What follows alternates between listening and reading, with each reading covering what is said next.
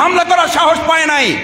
আজকে নতুন এমন ফেসিবাদের জন্ম কেউ কেউ দিচ্ছেন, আমাদের এই মাদ্রাসার ছাত্রকে আহত করতেও তারা দ্বিধা করেন না। আগে হেলমেট বাহিনী ছিল, আগে হাতুড়ি লীগ ছিল, এখন রামদা দল নামে কারো কারো আত্মপ্রকাশ করছে। আমাদের শ্রদ্ধাভাজন আমিরে জামাত যদি আগামী 25 তারিখে আদালত প্রাঙ্গণে তিনি উপস্থিত হন, আমিরে জামাত ওখানে যাওয়ার আগে গোটা বাংলাদেশ থেকে কয়েক কোটি মানুষ এসে আমিরে জামাতের সামনে দাঁড়িয়ে আমরা নিজের আগে আত্মসমর্পণ করে জেলে যাব।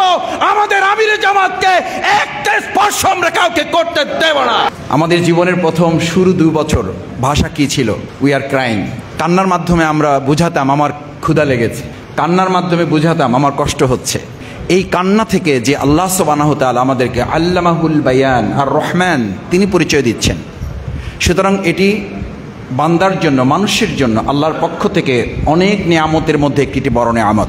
সেই নিয়ামত যারা কেড়ে নিয়েছিল আর কেড়ে নেওয়ার প্রতিবাদে যারা নুরতাজে অর্ডার করে জিতে নিন গাড়ি, বাইক, আইফোন সহ কোটি টাকার পুরস্কার। অর্ডার করতে ভিজিট করুন nurtaj.com।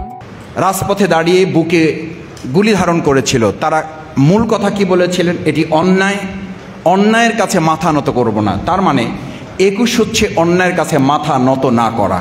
21 যদি অন্যায়ের কাছে মাথা নত না করা হয়, তাহলে 2024 সালের জুলাই আগস্টের গণ অভ্যুত্থানের পর আমার দেশে যদি আবার দখলদারি হয়, তাহলে এটি কি অন্যায় না? অন্যায় না? সেই 21-এর চেতনাকে ধারণ করে আমরা ওই দখলদারের বিরুদ্ধে আবার মাথা উঁচু করে অন্যায়ের কাছে মাথা না করার সিদ্ধান্ত আজকে আমরা এখানে গ্রহণ করব। এই দেশে যদি আবার চাঁদাবাজের কোনো সংস্কৃতি কেউ চালু করতে চায়, তার বিরুদ্ধে অন্যায় হিসাবে চিহ্নিত করে এটার বিরুদ্ধেও আমরা মাথা উঁচু করে 21 থেকে শিক্ষা নিয়ে তাকেও আমরা প্রতিরোধ করব। একজন রিক্সাওয়ালা ভাই তিনি আমাকে বলছেন যে স্যার, আপনার কাছে কি মনে হয় যে এগুলো শুধুই একটা দুর্ঘটনা? আপনার কাছে মনে হয় যে শুধু এটা একটা মারামারি? আমি বললাম, কেন, কি মনে হয় আপনার কাছে? আমাদের কাছে মনে হয় এই সমস্ত বিশৃঙ্খলাগুলো করার মূল লক্ষ্য হচ্ছে সংস্কারকে ব্যাহত করে তথাকথিত একটা নির্বাচন দ্রুত করার মধ্য দিয়ে কেউ কেউ ক্ষমতায় যাওয়ার জন্য একটা দুঃস্বপ্ন বাস্তবায়ন করতে চায়। আগে হেলমেট বাহিনী ছিল, আগে হাতুড়ি লীগ ছিল, এখন রামদা দল নামে কারো কারো আত্মপ্রকাশ করছে। ছাত্র সমাজ তাও মোকাবেলা করবে।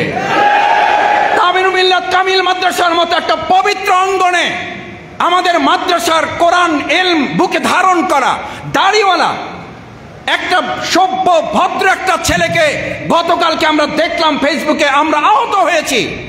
বিগত 15 বছরে যারা মাদ্রাসায় হামলা করার সাহস পায় নাই, আজকে নতুন এমন ফেসিবাদের জন্ম কেউ কেউ দিচ্ছেন, আমাদের এই মাদ্রাসার ছাত্রকে আহত করতেও তারা দ্বিধা করেন না। মনে রাখতে হবে, আমাদের আমির জামাত স্লোগান শিখান, আবু সাইদে মুক্ত, শেষ হয়নি যুদ্ধ, এই যুদ্ধ করে এই ফেসিবাদকে মোকাবেলা করা হবে।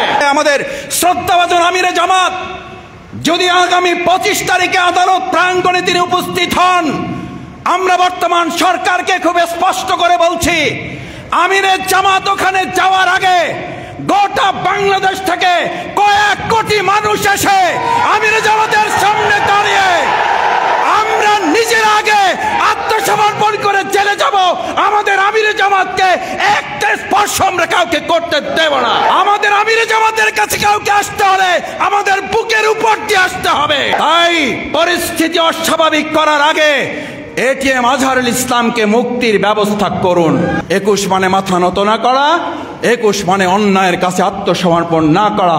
বাংলাদেশ জামাত ইসলামী আত্মসমর্পণ না করে, মাথা নত না করে আমরা যেমন ফাঁসির মঞ্চে হাসি মুখে গিয়েছি, আগামী দিনে এই বাংলাদেশকে দুর্নীতিমুক্ত, ফ্যাসিবাদ মুক্ত, আওয়ামী লীগের বিচার করে ন্যূনতম সংস্কার করে তারপরে নির্বাচনের জন্য বাংলাদেশ জামাত ইসলামী ঢাকা মহানগরী দক্ষিণের পক্ষ থেকে আমিরে জামাতের যখন যা নির্দেশ আসবে সেই নির্দেশ পালনে জীবন বাজি রেখে আপনারা কি রাজি আছেন? আমাদের ভাষা দিবসের সেই চেতনাকে ধারণ করে আমরা আমাদের এই প্রিয় মাতৃভূমি বাংলাদেশকে গড়ে তুলব।